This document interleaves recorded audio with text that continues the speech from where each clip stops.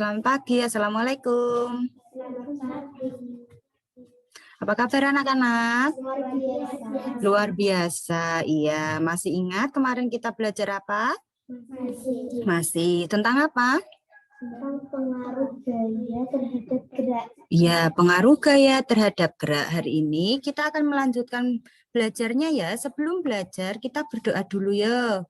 Berdoa dipimpin sama Nafis.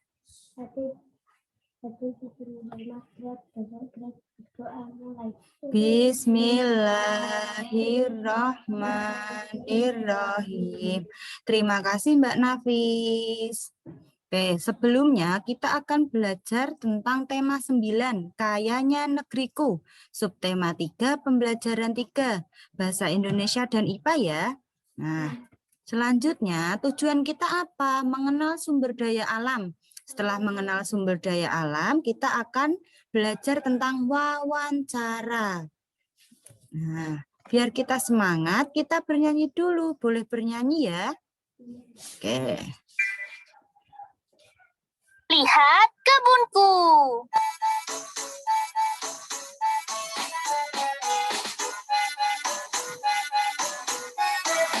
Dari lagu ini, kita akan belajar berbagai sumber daya alam yang ada di Indonesia. Nah, kekayaan sumber energi di Indonesia. Mbak Ida, yo. Energi listrik dimanfaatkan untuk menghidupkan peralatan listrik, misalnya menyalakan lampu, televisi, dan alat rumah tangga. Nah, itu salah satu contoh alternatif memanfaatkan energi air. Selain memanfaatkan air, ada apa lagi ya? Ada yang tahu? Memanfaatkan angin. Iya, angin. Angin sebagai sumber energi. Biasanya untuk apa? Untuk Ada yang tahu? Oke, lebih jelasnya kita akan berikutnya. Nah, ini menjelaskan fungsi sumber daya alam bagi lingkungan sekitar. Nah, sumber daya alam tadi ada apa saja sumber daya alam yang dapat diperbarui? Iya, Mbak Ida. Dan sumber daya alam apa? Iya, di sini ada sumber daya alam adalah segala sesuatu yang berasal dari alam dan dimanfaatkan untuk memenuhi kebutuhan manusia. Nah, di sini ada sumber daya alam di darat dan di laut. Kemudian menurut sifatnya ada diperbarui dan tidak dapat diperbarui. Yang dapat diperbarui contohnya apa? air. Iya, Nafis, air. Iya, Mbak Anggun, ada apa lagi selain air?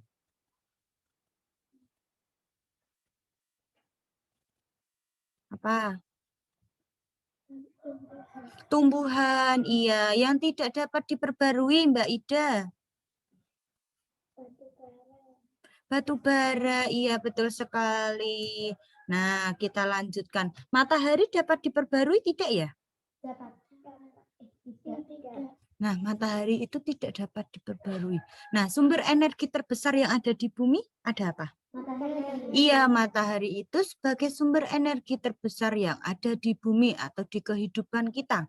Nah, kemudian kita akan menjelaskan manfaat energi matahari bagi kehidupan. Sumber energi yang dapat diperbarui merupakan sumber energi yang tidak akan habis walau digunakan. Sumber energi yang tidak dapat diperbarui itu sumber energi yang akan habis jika digunakan terus minyak, solar, itu bisa diperbarui enggak? Tidak, karena kalau dipakai terus-menerus akan habis. Nah, nih selain itu matahari juga merupakan sumber energi terbesar di bumi. Sudah Bu Intan jelaskan ya tadi ya. Coba sebutkan manfaat energi matahari sesuai gambar. Gambar B ini, matahari untuk apa, Nafis? Mengeringkan baju. Iya, Ida, untuk mengeringkan baju. Coba dilihat lagi, betul sekali. Kemudian gambar C. Ayo, Mbak Anggun, gambar C itu untuk apa? Iya, menjemur tubuh hewan atau mengeringkan. Kalau kita setiap hari dede atau pepanas berjemur, apakah kita akan sehat? Sehat karena matahari mengandung vitamin apa? Vitamin D untuk kesehatan tubuh kita. Ya, untuk menjemur tubuh. Kemudian yang gambar D. Nafis, untuk apa itu? Untuk fotosintesis tumbuhan. Iya, betul. Untuk fotosintesis tumbuhan bisa, untuk mengeringkan jalan juga bisa.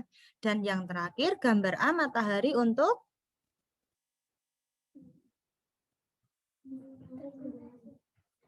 menyinari tumbuhan atau sebagai pertumbuhan tumbuhan. Nah, berarti manfaat matahari itu banyak banget ya.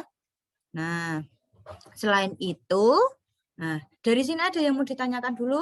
Tidak. Nah, matahari tadi sumber energi yang apa? Tidak dapat diperbarui. Iya, betul sekali. Nah, tadi kita sudah belajar tentang sumber energi. Ada yang mau ditanyakan dulu? Tidak. Tidak. Suatu hari Bu Arinta itu berbicara atau mewawancarai seseorang untuk menanyakan sumber energi yang dapat diperbarui dan tidak dapat diperbarui. Nah, bagaimana ya Bu Arinta akan menjelaskan perlunya wawancara saat kita wawancara? Apa saja yang perlu diperhatikan? Saja yang perlu diperhatikan saat wawancara? Oke, saat melakukan wawancara, ya Mbak Anggun dibaca.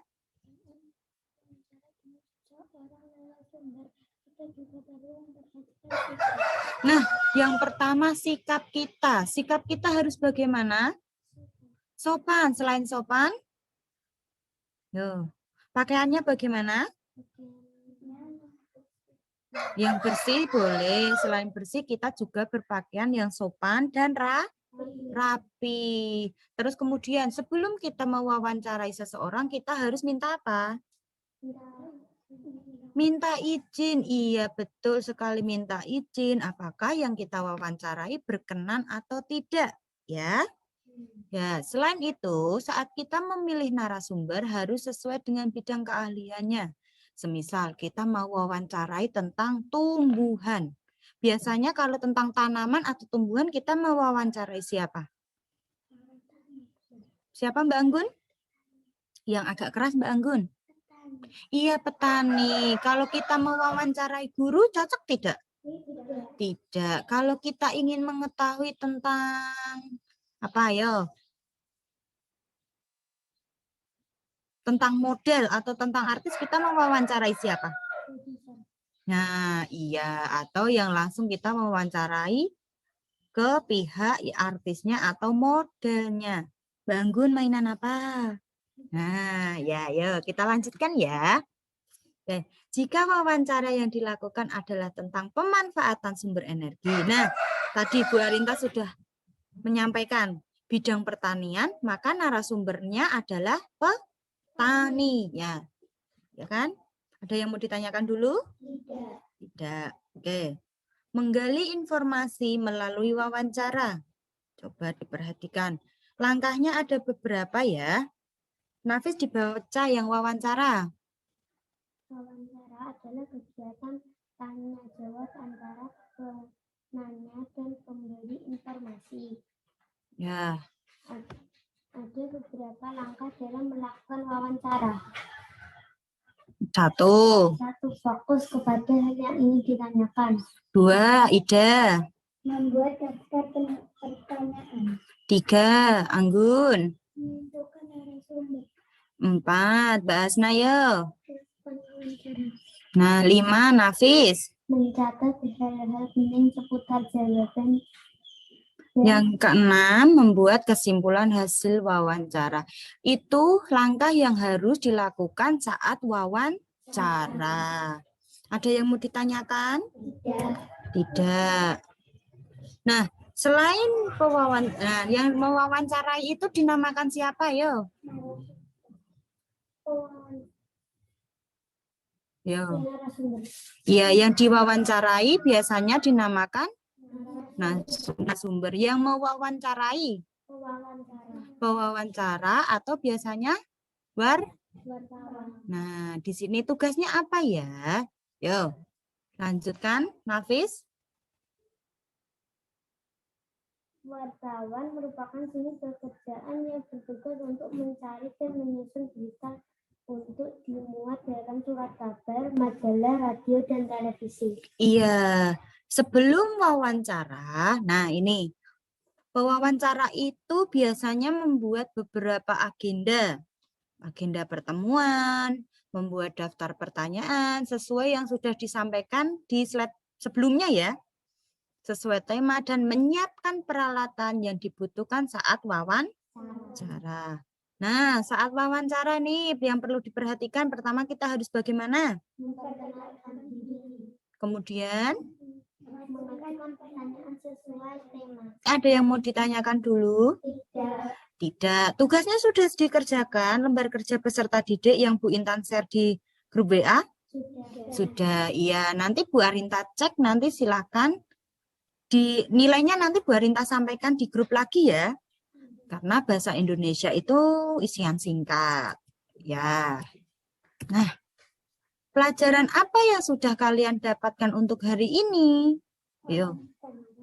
Iya, Mbak Ida wawancara. Nafis. Sumber daya alam. Iya, sumber daya alam. Pembelajaran hari ini selesai, anak-anak. Jangan lupa istirahat yang cukup ya.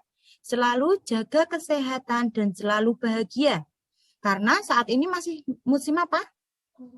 Corona. Ketika corona, kita harus menerapkan apa? 3M. Apa saja, Nafis? Mencuci tangan, menjaga jarak, dan memakai masker. Iya, terus ada lagi menghindari kerumunan. Itu yang harus dilakukan ketika masih ada corona. Selalu memakai masker kalau berpergian, jaga jarak. Ada yang mau ditanyakan dulu? Tidak. Nah, ini kegiatan berikutnya kalian mengerjakan evaluasi ya. Nah, linknya udah ada. Bu Arinta nih, linknya di sini ya. Evaluasi 2. Nah, ini salah harusnya evaluasi kelas 4 ya. Nah, evaluasi 2, mengerjakan evaluasi 2. Udah selesai. Ada yang mau ditanyakan dulu? Tidak. Tidak. Kalau tidak ada, Bu Arinta berpesan selalu menerapkan 3M, memakai masker, menjaga jarak, dan mencuci tangan, dan menghindari kerumunan ya. Untuk pembelajarannya selesai. Sebelum pembelajarannya selesai atau kita keluar dari Zoom ini, anak-anak kita berdoa dulu ya.